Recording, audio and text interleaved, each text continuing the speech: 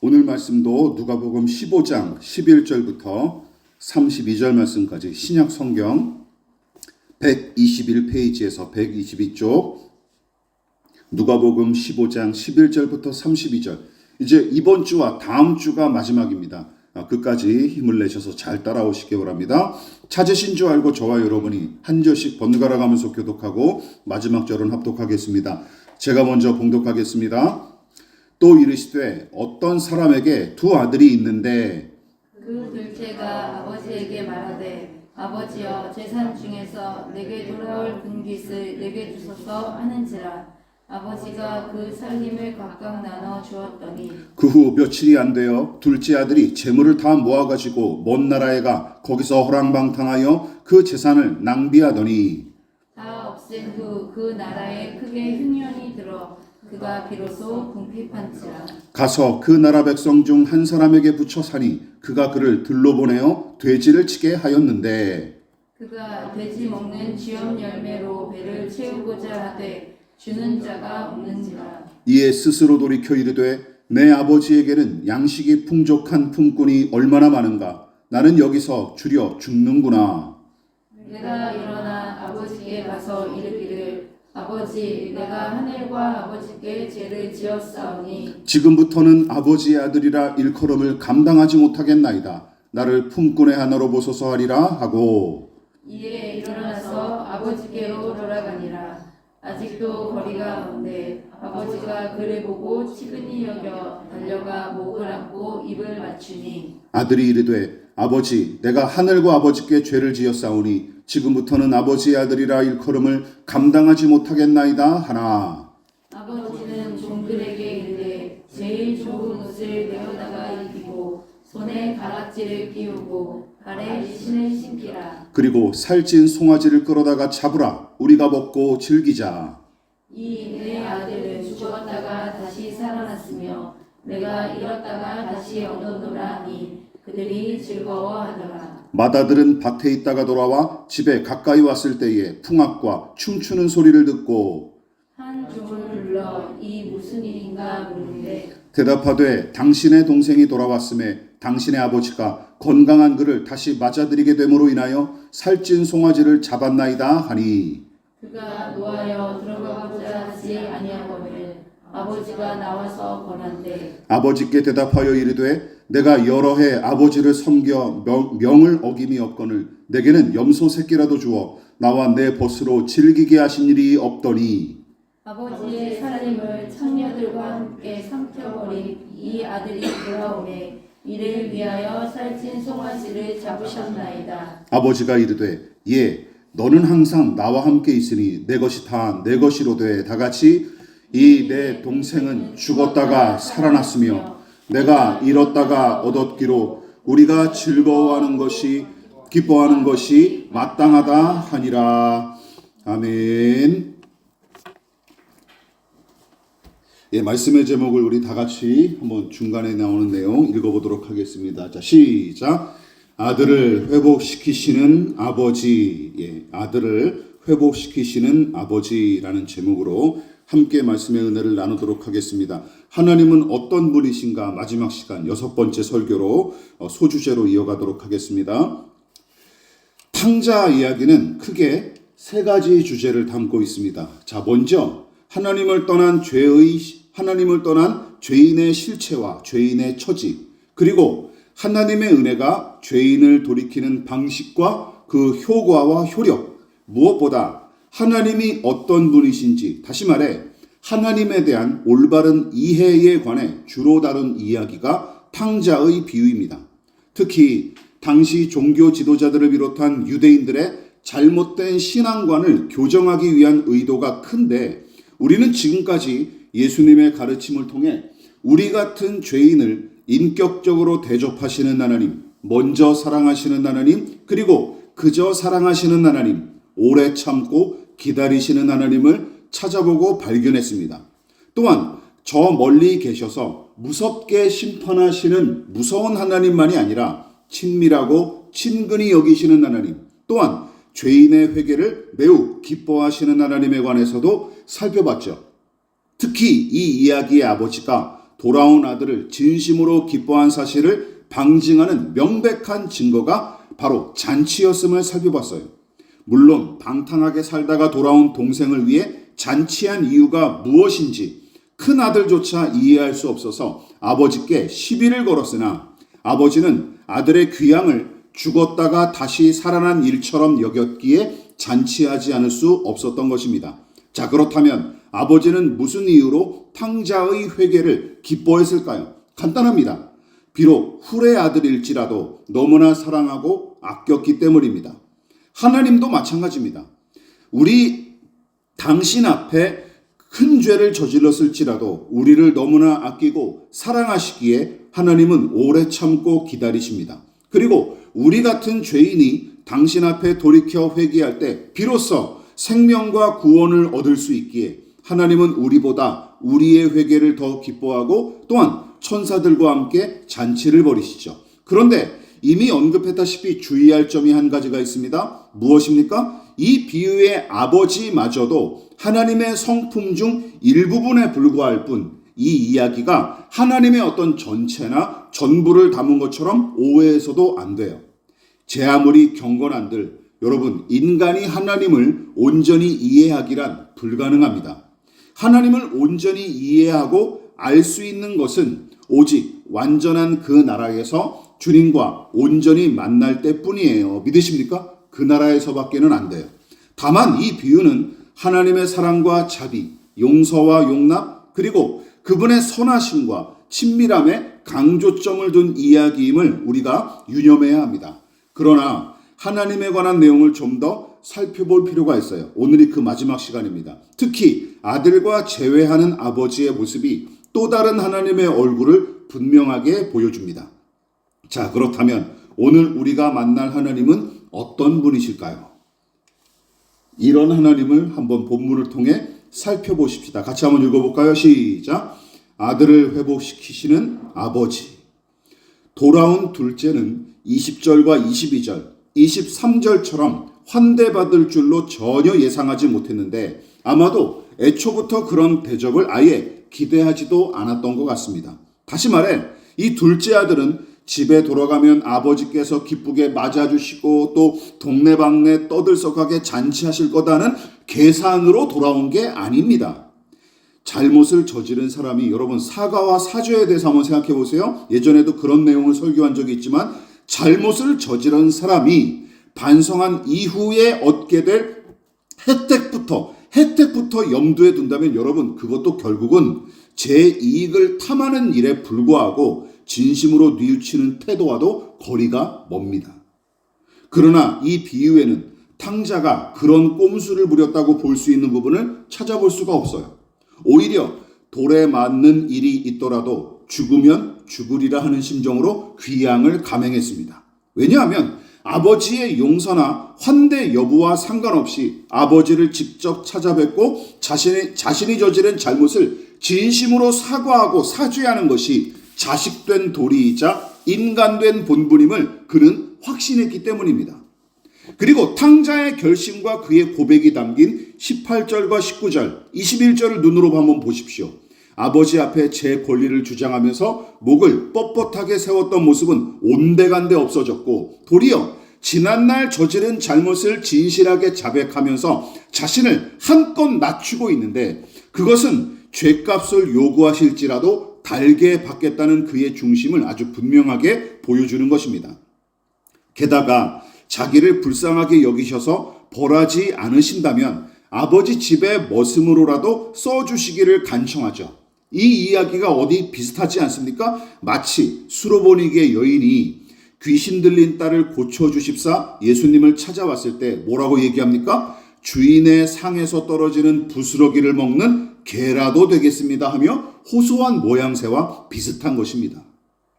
그런데 아버지의 환대는 아들의 예상을 아예 뛰어넘는 일이었습니다. 다시 말해 이 못된 놈에 대한 분노와 배신감을 겨우 억누르고 그저 냉담한 어조로 야 용서하마 하며 한마디만 하셨어도 돌아온 이 탕자는 왈칵 눈물을 쏟으며 아버지 앞에 얼마든지 엎드렸을 텐데 피로에 지치고 부담에 찌든 채 터벅터벅 걸어오는 이 아들을 아버지는 이미 먼 발치서 먼저 알아보고 냅다 달려가 끌어안아 주셨을 뿐만 아니라 예전의 서운함과 어색함을 단번에 날려버리듯이 깊은 사랑을 담아 아들에게 입을 맞추시는 게 아니겠습니까? 게다가 다 낡고 냄새나는 그의 의복을 서둘러 벗긴 후에 가장 좋은 옷을 입히고 친히 새 신을 신겨주십니다. 또한 때가 잔뜩 낀 아들의 손가락에 상속자의 반지를 끼워주셨고 기쁨에 겨워 살찐 송아지를 잡아 큰 잔치까지 베풀어 주셨죠. 이것이 무엇을 이야기하는 겁니까? 이것을 이야기하는 거예요. 아버지가 아들을 대하는 모든 모습은 죄다 탕자의 예상을 훌쩍 뛰어넘는 과분한 조치였습니다. 그리고 우리가 예배하고 신뢰하는 하나님이 이 이야기에 아버지와 같은 분임을 신뢰하고 경배하는 것. 여러분, 이것이 바로 이 비유를 가르치신 예수님의 의도예요. 너희가 믿는 하나님이 이런 하나님이고, 그리고 너희는 이 하나님을 예배해야 된다라고 가르치는 것입니다. 그러나 불신자들은 물론이고 심지어 그리스도인임을 자처하는 사람들까지 하나님 앞에 나와 그분의 인정을 받으려면 그에 상응하는 대가를 지불하거나 아니면 그만한 공로를 세워야 한다라고 손쉽게 착각합니다. 자, 이 부분을 잘 들어보십시오. 왜냐하면 받은 만큼 베풀고 베푼 만큼 받아야 하는 게 세상의 이치이자 생리이며 또한 대부분 사람은 그런 거래 관계와 인과응보의 원리에 매우 익숙하기 때문입니다. 그래서 어떤 일이 벌어지는 거예요? 받은 만큼 주고 베푼 만큼 받는 거래 관계를 당연하게 여기고 또한 인과응보의 원리가 언제 어디서나 통용되는 세상 만물의 법칙인 것처럼 숭상하는 이 세상에서는 여러분, 하나님께서 아무런 대가 없이 거저 베푸시는 은혜란 우리 같은 인간에게는 너무나 이해하기가 힘들고 낯선 개념이에요. 그렇지 않습니까? 이 부분이 우리가 뛰어넘지 못하는 부분이에요. 그래서 누군가 하나님의 은혜를 이야기하면 대개는 이런 반응을 보이죠. 설마, 의심하거나 무시하기 일쑤입니다. 그렇다면 그리스도인들은 하나님의 은혜를 온전히 신뢰한다고 생각하십니까? 교회 다니는 사람들은 하나님의 은혜를 신뢰한다고 생각하십니까? 이 질문에 여러분은 스스로 한번 대답해 보십시오. 오늘날 교회와 신자들이 사도행전에 성령 충만한 믿음의 사람을 닮았을까요? 아니면 예수님 당시에 바리새인들을 비롯한 율법주의자들, 즉 자기가 신봉하는 교리와 전통에 매몰되어서 세상과 사람을 향한 혐오와 배제와 폭력을 일삼고 심지어 하나님의 선택과 은혜를 독점한 것처럼 오만방자한 태도로 일관함과 동시에 불신자들을 믿음 없는 열등한 종족처럼 여겨서 얕잡아 보는 사람들, 더 나아가 하나님께서 내게 은혜를 베푸신 것은 이렇게 생각하는 거예요. 내 믿음과 선행에 대한 보상이다 하고 철석같이 믿으며 하나님과의 관계마저 주고받는 거래 관계와 인과응보의 원리로만 이해하는 신자들을 과연 오늘날 우리 한국교회 신자들이 닮았을까요? 아니면 사도행전의 성령 충만한 신자들을 닮았을까요? 저는 개인적으로 후자에 속한 교인들이 한국교회 안에 더 많은 비중을 차지한다고 생각합니다. 그러나 이 비유의 아버지는 아들을 은혜로 대했고 그것은 죄인을 향한 하나님의 은혜를 아주 잘 보여줍니다. 다시 말해 아버지는 이 아들에게 원금 상환이나 이자를 요구하지 않았습니다. 또한 선한 행실이나 대단한 공적 등을 아들의 자격을 회복하는 거래 조건으로 제시하지도 않았어요. 이 부분이 중요합니다. 아버지는 그저 아들의 귀향만으로 충분히 만족하고 기뻐했을 뿐만 아니라 호랑방탕하다가 돌아온 이 아들을 위해 가장 좋은 것을 제공했고 심지어 상속자의 권리마저 회복시키기에 이릅니다. 자, 여러분 이쯤에서 은혜가 무엇인지 한번 고민해 보시기 바랍니다. 여러분 이 이야기의 아버지처럼 분에 넘치도록 베푸는 것 또한 대가를 바라지 않고 베푸는 선물, 여러분 이것을 일컬어 성경은 뭐라고 부르는 거예요? 은혜라고 부르는 것입니다. 대가를 바라지 않는 것. 그러므로 기억하십시오. 하나님은 우리가 행한 우리가 행한 것만큼만 일하는 회사 동료가 아니십니다. 예? 하나님은 우리가 일한 만큼만 딱 해주는 그런 동료가 아니에요. 도와준 만큼만 도와주고, 예? 받은 만큼만 이렇게 베푸는 그런 회사 동료가 아니셔요. 오히려 우리가 한 걸음 내딛으면 하나님은 이미 수천 수만 걸음으로 달려오십니다. 우리가 당신 앞에 겸손히 무릎을 꿇으면 오히려 하늘 끝까지 우리를 일으켜 세워주시죠. 예수께서 작은 아이의 빵 5개와 물고기 2마리로 성인 남자만 5,000명을 먹이시고 7 광주리가 남을 만큼 풍성하게 공급하셨던 것처럼 여러분, 아버지는 칭찬이나 보상은커녕 징계를 당해도 싼 아들을 기꺼이 안아주셨고 심지어 예전에 누렸던 아들의 권리마저 완전히 회복시켜 주십니다. 이 부분을 유념하십시오. 여러분, 아버지의 환대는 그저 반가운 환영 인사로 끝나지 않습니다. 환영 인사만으로 끝나지 않아요. 행사만으로 끝나지 않아요. 아들을 영접하자마자 보여준 아버지의 행동은 그야말로 매우 현실적이면서도 효과적인 조치인데 그 내용을 구체적으로 잘 보여주는 구절이 우리가 읽은 22절이에요. 다시 말해 아들의 옷을 새 옷으로 갈아입히고 새 신발을 신기도록 조치한 일, 그리고 거기서 더 나아가 아들의 손에 가락지를 끼워준 일은 여러분 앞서 보여준 호의보다 좀 더 특별한 의미를 지닙니다. 그래서 고생하고 방황하다가 돌아온 아들의 추한 몰골을 단지 번듯하게 새로 치장한 정도로만 이 구절을 이해하면 여기에 담긴 아버지의 의도를 간과하는 지나치는 잘못을 범할 수 있습니다. 자, 그렇다면 22절에 기록된 아버지의 조치는 어떤 의도와 의미를 담고 있을까요? 세 구절의 내용을 우리가 함께 살펴보도록 하겠습니다. 자, 먼저 제일 좋은 옷을 내어다가 입히고라는 이 구절은 스톨렌덴 프로텐이라고 하는 히라보 원문을 가지고 있는데 가장 좋은 의복, 최고의 옷이라는 뜻을 가지고 있습니다.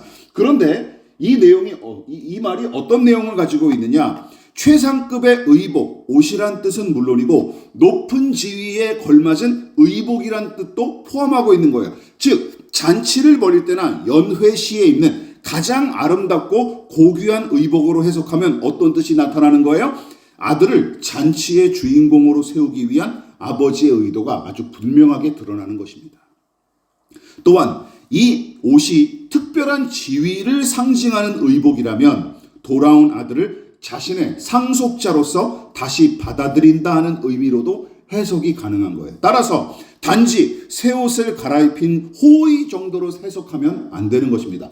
두 번째는 이것이죠. 손에 가락지를 끼우고 이 가락지, 반지, 닥틸리온이라는 말은 말 그대로 손가락을 끼우는 장신구를 가리키지만 이 이야기에서 반지를 끼운 행위는 장식과 환영의 의미를 훌쩍 뛰어넘어요.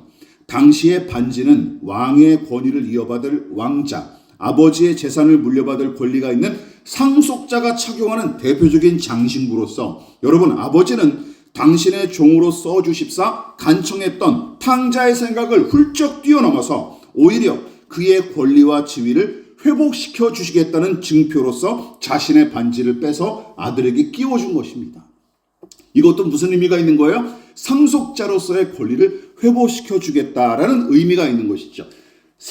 마지막 세 번째는 이것입니다. 발에 신을 신기라라는 내용, 이 구절인데 여러분, 예수님 당시에 신발은 자유인을 상징하는 물건으로서 특히 집주인은 보통 실내에서도 신발을 신었고 손님은 초대받은 집에서 신발을 벗는 것이 관례였습니다. 무엇보다 여러분, 노예나 혹은 종은 신발을 신지 않았어요. 신발이 없었습니다. 맨발로 다녀요. 그래서 맨발로 주인을 섬겼는데 그 중에서도 주인의 신발을 운반하거나 신발끈을 메어주는 것이 종의 주된 업무였습니다. 예. 그러니까 아버지는 이렇게 얘기한 거예요. 이 신발을 새로 신겨줬다는 것은 낡아서 그냥 새롭게 새 신을 신겨준 정도가 아니라 어떤 뜻이 있는 거예요? 나는 너를 노예나 하룻밤 묵고 갈 손님으로 생각하지 않는다. 믿으십니까? 누구로 생각한다는 거예요? 내 아들, 너는 내 아들이다라고 이야기하는 것이죠. 그래서 신발을 신겨준 것입니다. 이처럼 이 이야기에서 보여준 아버지의 이 세 가지 조치는 다 무엇을 포함합니까? 돌아온 아들을 자유인으로 인정하고 또한 상속자로서 재차 승인한 상징적 행위였던 것입니다. 상징적 행위. 너는 내 아들이다. 내 상속자다라고 다시금 승인한 행위였던 거예요. 그러나 먼저 번 설교에서 언급했다시피 탕자는 죽을 각오로 아버지께 돌아간 것이었습니다. 다만 용서받을 수 있는 일말의 가능성을 남겨두기는 했지만 그마저도 아버지 집에 종으로 받아주시면 감지덕지겠다 하는 정도로 생각했을 뿐이고 그 이상의 대접을 바라거나 기대하는 것은 불손하게 여겼던 것입니다. 그러니까 이렇게 생각했던 것이죠. 나란 놈은 아들의 자격은커녕 아버지의 종으로도 과분하다 하는 것이 그의 중심이었던 것입니다. 저의 추측이 아니에요. 우리가 예전에 설교에서 살펴보지 않았습니까? 둘째가 귀양하기 전에 스스로 뉘우치면서 나는 아버지의 아들 자격이 없고 품꾼처럼 여기소서 하고 고백했던 말을 아버지 앞에서 용서를 받는 순간에도 바꾸지 않았던 것을 보십시오. 화장실 들어갈 때와 나올 때가 완전히 달라지는 사람들처럼 이 아들은 행동하지 않았습니다. 그런데 아버지는 돌아온 이 아들을 종이 아닌 다시금 아들로 받아주셨죠. 누누이 강조했다시피 여기에는 두 가지 뜻이 담겨 있는 것입니다. 먼저 아버지의 조치는 어떤 것을 회복시켰다는 의미가 있는 거예요. 시작. 아들의 자격과 신분을 회복시키셨다는 의미가 담겨 있습니다. 그뿐만이 아닙니다.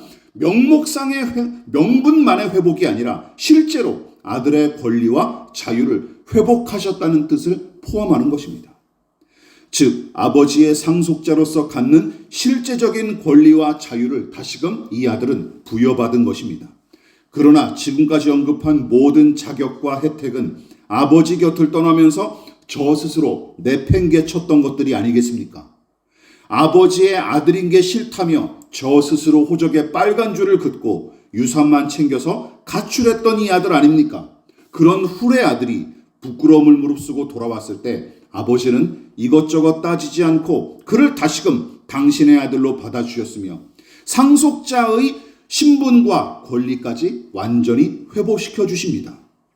여러분, 성경은 구원에 관해서 여러 가지 방식과 양상으로 표현하는 까닭에 제가 누누이 말씀드리지만 예수 천당 불신 주용만이 구원의 전부인 것처럼 생각해서는 절대 안 됩니다. 그렇다면 이 이야기는 어떤 구원에 관해 가르치고 있을까요?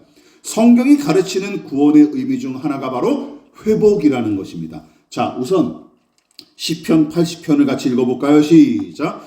만군의 하나님이여 우리를 회복하여 주시고 주의 얼굴에 광채를 비추사 우리가 구원을 얻게 하소서. 이것을 성경적 표현으로 대구법이라고 합니다. 다른 단어, 같은 의미의 말을 다른 말로 바꿔서 쓰는 거예요. 여기서는 같은 의미가 뭐가 있는 거예요? 회복과 구원, 같은 뜻으로 쓴 거예요.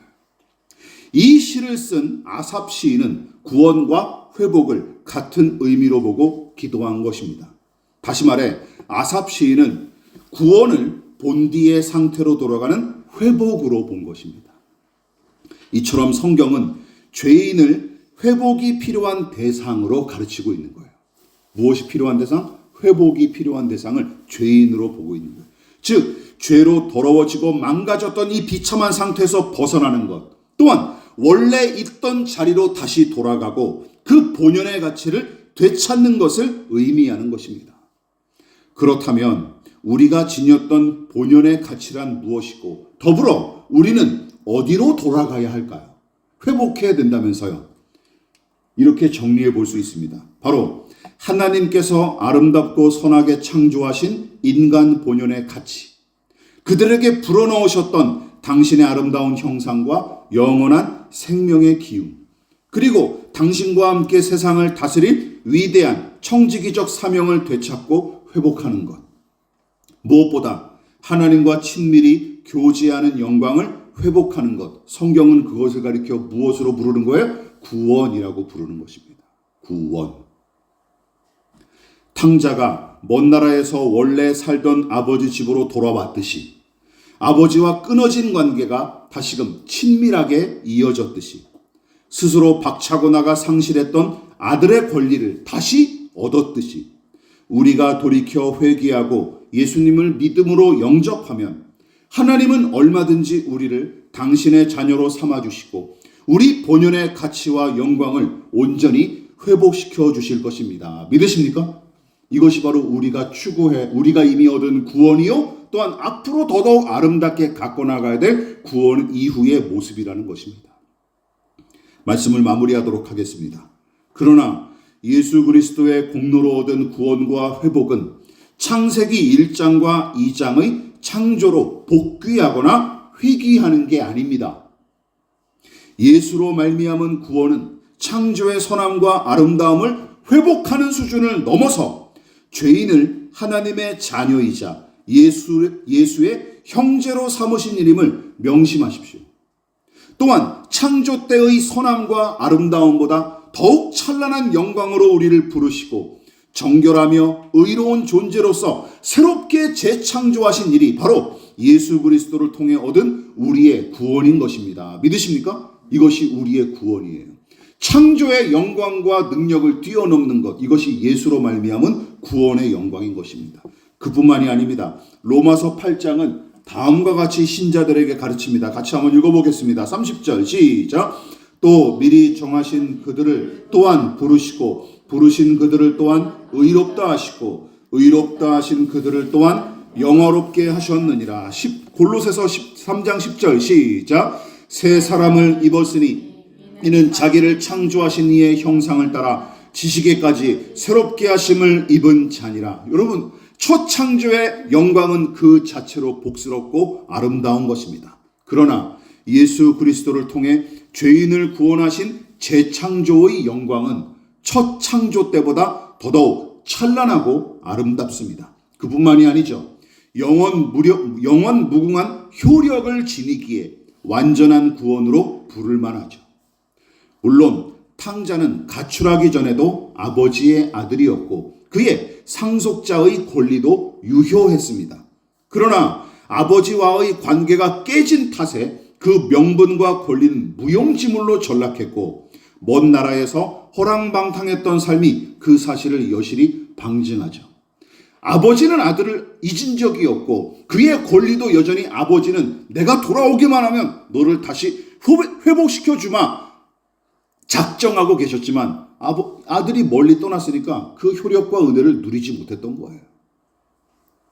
이처럼 하나님을 떠나 제멋대로 사는 인간은 뿌리가 잘린 식물처럼 허무하게 죽어갈 뿐이고 아버지 곁에서 누렸던 풍성함과 자유로움은 온데간데 없이 일평생 어딘가에 얽매여 살아갈 수밖에 없는 연약한 존재임을 명심하십시오. 그리고 우리가 그렇게 살아오지 않았습니까? 그러나 탕자가 아버지 앞에 저지른 잘못을 사과하고 사죄하고 망가진 관계가 회복되자마자 무슨 일이 일어났는지 다시 한번 이 이야기를 곱씹어 생각해 보십시오. 드디어 아버지는 사죄하는 아들에게 넉넉히 용서를 베푸셨고 예전에 지녔던 지위와 권리마저 온전히 회복시켜 주셨을 뿐만 아니라 그를 위해 가장 좋은 것을 베푸셨고 살찐 송아지를 잡으면서까지 풍성하게 잔치를 벌이셨습니다. 기억하십시오. 회복은 단지 제자리로 돌려놓는 것만이 아닙니다. 다시 말해 100점짜리 인생이 0점짜리로 전락했었는데 다시 100점짜리로 되돌려 놓는 것 정도가 아닙니다. 성경의 회복이란 0점짜리가 100점을 초월하여 무량대수의 점수를 받는 것과 같습니다. 믿으십니까? 이것이 우리가 누리는 구원이에요. 마지막으로 이처럼 구원의 은혜는 창조의 은혜를 아우르고 능가하는 것입니다. 하나님은 죄인을 구원하여 회복하십니다. 그리고 죄인의 회복은 첫 창조의 영광과 권세를 아우를 뿐만 아니라 예수의 공로를 힘입어 하나님과 더 깊이 교제하고 더 친밀히 그분과 동행하며 그 모든 구원의 은택을 하나님과 영원히 누리게 되는 것입니다. 돌아온 탕자가 누렸던 그 회복의 은혜를 우리도 주의 은혜 안에서 충만히 누릴 수 있기를 진심으로 부탁을 드리겠습니다. 그러므로 너희는 이렇게 기도하라. 하늘에 계신 우리 아버지, 아버지의 이름을 거룩하게 하시며 아버지의 나라가 오게 하시며 아버지의 뜻이 하늘에서와 같이 땅에서도 이루어지게 하소서. 오늘 우리에게 일용할 양식을 주시고 우리가 우리에게 잘못한 사람을 용서하여 준 것 같이 우리를 시험에 빠지지 않게 하시고 악에서 구하소서. 나라와 권능과 영광이 영원히 아버지의 것입니다. 아멘.